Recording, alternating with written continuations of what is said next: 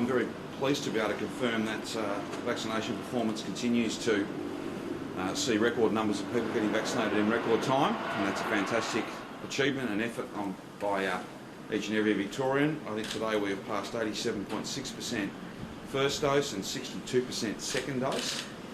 As I said, that is record numbers in record time, and I don't have a 12, 13, 14 and 15-year-old number for you, but we're seeing really significant take-up amongst that group, so that I think the 80% 16 plus and the 80% 12 plus will essentially be about the same time, maybe a day later.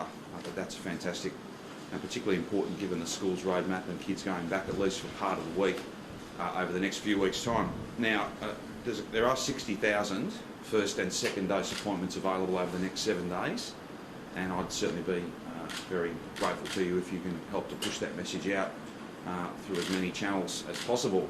So we're not quite there yet, but we are, racing to 70% double dose. It looks like we're going to finish up getting to 90% single dose on or about the same time, and that's a fantastic achievement.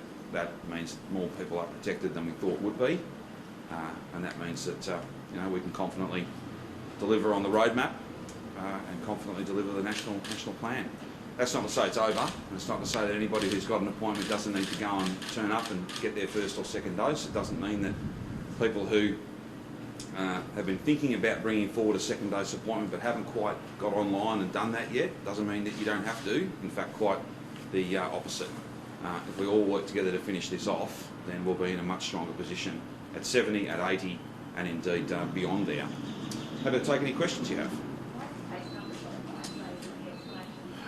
There's going to be a briefing with the Acting Chief Health Officer, Ben Cowie, will be over at Treasury Theatre, I think, or in the Gardens, certainly in the next 30 minutes or so, and Jerome will be there as well. So they will have been through case interviews. They'll have a sense. They may not have a definitive picture, but I've asked the same question myself, and there's nothing that's apparent at this time. It's kind of proportional across the board. But in any event, they may have more to be able to say. Is that your hopes that we've reached our peak? Look, I think Rachel asked me a question earlier in the week about whether we'd reached the peak, and my answer was, 2-3 days, even a week, doesn't necessarily mean that it's, trends have to be backed up, trends have to be, maintained for a period of time. It doesn't mean that we're ever complacent about these things. We want less cases, not more.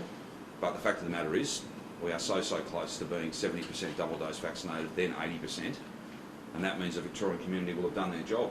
There'll still be some rules, and we'll all have to follow those, do our very best to follow those, because none of us want to be putting extra people in hospital and more pressure on our nurses. But no, I wouldn't say that at all. I think that we just have to see how numbers unfold.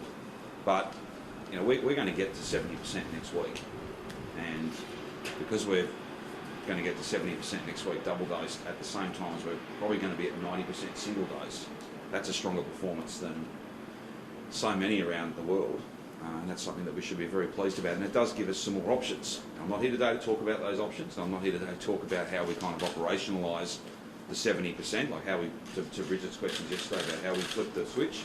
That work is still ongoing. It's going to be a busy few days, but as soon as we can give people clarity about next week, we will.